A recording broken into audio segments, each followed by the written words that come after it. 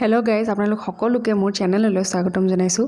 বহুদিনৰ মূৰত মই এটা ভিডিঅ' লৈ আহিছোঁ, এটা ৰেচিপি ভিডিঅ', কাজু পনীৰৰ এটা ৰেচিপি ভিডিঅ', আৰু ভাবিলোঁ আপোনালোকৰ লগতো শ্বেয়াৰ কৰোঁ ভিডিঅ'টো।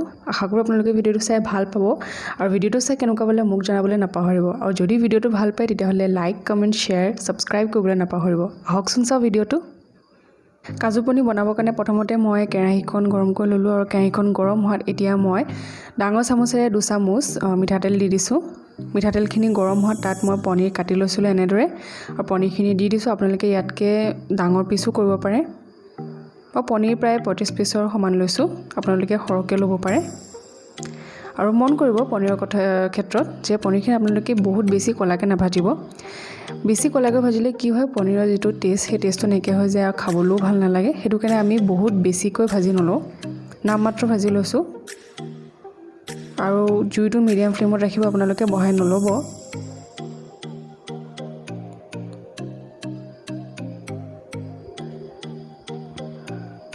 ইমানখিনিলৈকে পনীৰ ভাজি ল'ব, ইয়াতকৈ বেছি পনীৰ নাভাজিব, নহ'লে খাবলৈ বেয়া হ'ব।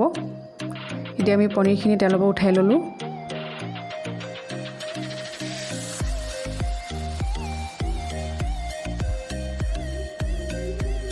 এতিয়া আমি সেইখিনি তেলতে কাজু দিম। যিহেতু আমি কাজু পনীৰ বনাম, গতিকে ইয়াত কাজু হৈছে মেইন ইনগ্ৰেডিয়েণ্টছ। কাজু যিমান পাৰে আপোনালোকে সৰহকৈ দিব, তেতিয়াহে কাজুৰ যিটো টেষ্ট সেই টেষ্টটো আহিব। মই ইয়াত কাজু প্ৰায় 20 পিচমান লৈছোঁ, আৰু কাজুখিনি মই মাজত ফালি লৈছোঁ, গোটা গোটাকৈ নিদিব। তেনেদৰে হ'লে সিজিবলৈও সময় লাগে। আৰু কাজুখিনি কিন্তু আমি ল' ফ্লেমত 2 মিনিট সময় আমি কাজুখিনি ভাজিম। যিহেতু কাজুখিনি গোটা হয়, গতিকে ইয়াক ভাজিব লাগিব আমি অলপমান কালাৰটো চেঞ্জ হোৱালৈকে। ইমানখিনি কালাৰ চেঞ্জ হোৱালৈকে আপোনালোকে ভাজিব, অলপমান ক্ৰিস্পি হোৱালৈকে ইমানখিনিলৈকে আপোনালোকে ভাজিব। ইয়াতকৈ কিন্তু ক'লা নকৰিব আপোনালোকে।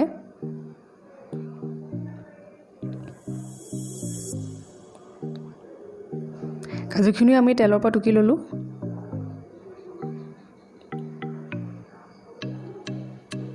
এতিয়া আমি সেইখিনি তেলতে পনীৰ মছলাৰ কাৰণে, গ্ৰেভিৰ কাৰণে আমাৰ যিখিনি বস্তু লাগিব সেইখিনি আমি বনাই ল'ম। ইয়াত আমি তেজপাত এখিলা দি দিছোঁ,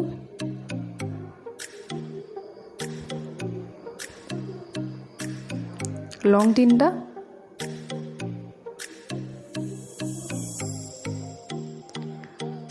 ইলাচি 2টা, আপোনালোকে ইচ্ছা কৰিলে দালচেনিও দিব পাৰে।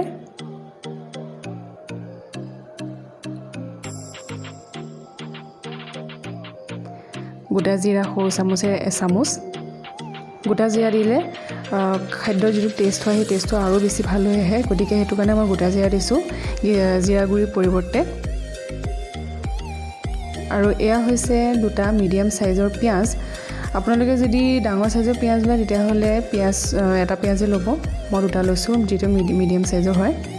আৰু এইখিনিও মই ভালদৰে সৰু সৰুকৈ কাটি লৈছোঁ। যদি চপাৰ থাকে নে চপাৰত চপ কৰি ল'ব, বেছি ভাল হ'ব, কিন্তু বহুত বেছি ডাঙৰ টুকুৰা নিদিব। আৰু এয়া হৈছে আদা নহৰুৰ পেষ্ট, যিটো মই ভালদৰে খুন্দি লৈছোঁ। ইয়াৰো আপোনালোকে সুন্দৰ এটা পেষ্ট বনাব, গোটা গোটা হৈ ৰাখিবলৈ নিদিব আদা নহৰুখিনি।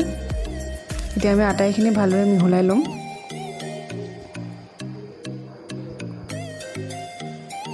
আৰু পিঁয়াজখিনিয়ে যেতিয়ালৈকে অলপ সময় কালাৰ চেঞ্জ নকৰে তেতিয়ালৈকে আমি ভাজি ল'ম। এনেদৰে দি দিলে কি হয়, পিঁয়াজখিনি কেঁচা কেঁচা হৈ থাকে, পিঁয়াজৰ যিটো টেষ্ট সেই টেষ্টটো নাইকিয়া হৈ যায়। গতিকে যেতিয়ালৈকে কালাৰ চেঞ্জ নকৰে তেতিয়ালৈকে আমি ভাজি ল'লোঁ। ইমানখিনিলৈকে ভাজিলেও হ'ব, আপোনালোকে ইয়াতকৈ বেছি ক'লা নকৰিব। এতিয়া আমি 2টা মিডিয়াম চাইজৰ বিলাহীৰ এটা পেষ্ট বনাই দি লৈছোঁ। আপোনালোকে যদি ডাঙৰ চাইজৰ বিলাহী লয় তেতিয়াহ'লে আপোনালোকে এটাই ল'ব, 2টা ল'বলৈ দৰকাৰ নাই, বহুত বেছি হৈ যাব। আৰু ইয়াৰো এটা আমি ধুনীয়া পেষ্ট বনাই ল'লোঁ মিক্সিত।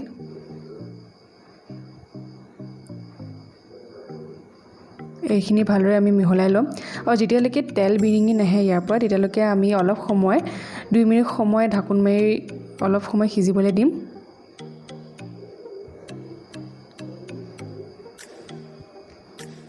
এয়া আমাৰ তেল বিৰিঙি আহিলে। আৰু তেল বিৰিঙি অহাত আমি সৰু চামুচেৰে আধা চামুচ হালধি গুড়ি দিছোঁ।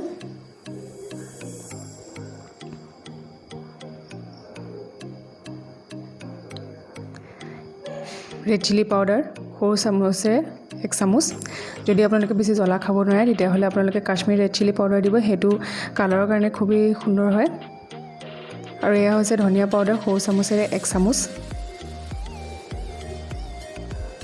এতিয়া আটাইখিনি মছলা আদা নহৰু পেষ্ট পিঁয়াজ আটাইখিনি আমি ভালদৰে ভাজি ল'ম যেহেতু মছলাখিনি ভালদৰে যদি ভাজি নলয় তেতিয়াহ'লে যিটো মছলাৰ যিটো গোন্ধ সেইটো নাহে গতিকে মছলাখিনি আমি ভালদৰে ভাজি ল'লোঁ এতিয়া মছলাখিনি ভালদৰে ভাজি লোৱাত মই যিখিনি কাজু পেষ্ট সেই কাজু পেষ্টখিনি মই দি দিছোঁ কাজু মই পেষ্ট কৰি লৈছিলোঁ 1 ঘণ্টামানৰ আগতে কাজুখিনি তিয়াই ৰাখিছিলোঁ আৰু তাৰ এটা পেষ্ট বনালোঁ মই মিক্সিত তিয়াই পেলাই যেহেতু আপোনালোকে কাজুখিনি গোটা বস্তু গতিকে আপোনালোকে কাজুখিনি প্ৰায় 1 ঘণ্টামানৰ আগতে তিয়াই ৰাখিব আৰু এনেকুৱা এটা ফাইন পেষ্ট বনাই ল'ব মনত ৰাখিব যে কাজুখিনি গোটা গোটা হৈ নাথাকে তেনেহ'লে কাজুখিনি খাবলৈ ভাল নালাগে আৰু ইয়াত মই 2 কাপ পানী দিম মনত ৰাখিব মই ইয়াৰ আগতে কিন্তু পানী দিয়া নাই গতিকে আপোনালোকে ইয়াৰ আগত পানী নিদিব আগতে আমি মছলাখিনি ভালদৰে ভাজি ল'লোঁ আদা নহৰু সকলোখিনি দি মছলাখিনি ভাজি ল'লোঁ আৰু এতিয়া আমি সকলোখিনি ভাজি লোৱাৰ অন্তত পানী দিছোঁ কিন্তু পানীও আপোনালোকে বহুত বেছি নিদিব কিয়নো ইয়াত বহুত বেছি জোল হ'লে খাবলৈ ভাল নালাগে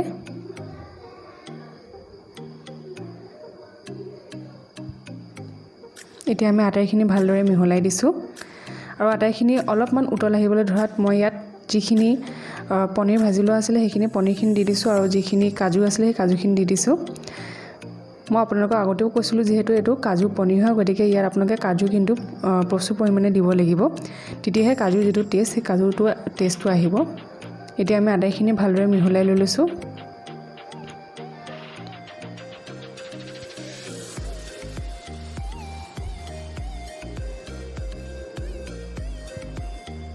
আৰু এয়া হৈছে কচুৰি মিঠি আপোনালোকে স্কিপো কৰিব পাৰে কিন্তু ইয়াৰ সুগন্ধটো খুব ধুনীয়া হয় গতিকে সেইটো কাৰণে মই কচুৰি মিঠি দিছোঁ এনেদৰে হাতেৰে মোহাৰি দি দিছোঁ কচুৰি মিঠিটো আপোনালোকে ইচ্ছা কৰিলে দিব পাৰে আৰু আটাইখিনি সামগ্ৰী দি দিয়াৰ পাছত এতিয়া মই ঢাকোন মাৰি প্ৰায় 15-20 মিনিট সময় উতল আহিবলৈ দিম ভালদৰে সিজিবলৈ দিম আৰু জুইটো মিডিয়াম ফ্লেমত দি পেলাই আপোনালোকে ভালদৰে সিজিবলৈ দিব আৰু এয়া আমাৰ পনীৰৰ কাজু পনীৰ ৰেচিপি আমাৰ ৰেডি হৈ গ'ল আৰু খাবলৈ খুব টেষ্টি হৈছিলে আশা কৰোঁ আপোনালোকে ৰেচিপিটো চাই ভাল পালে আপোনালোকে ঘৰত এবাৰ ট্ৰাই কৰি চাব আৰু মোক জনাবলৈ নাপাহৰিব যে আপোনালোকৰ খাই কেনেকুৱা লাগিল গতিকে আজিৰ এই ভিডিঅ'টো মই ইমানতে সমাপ্ত কৰিছোঁ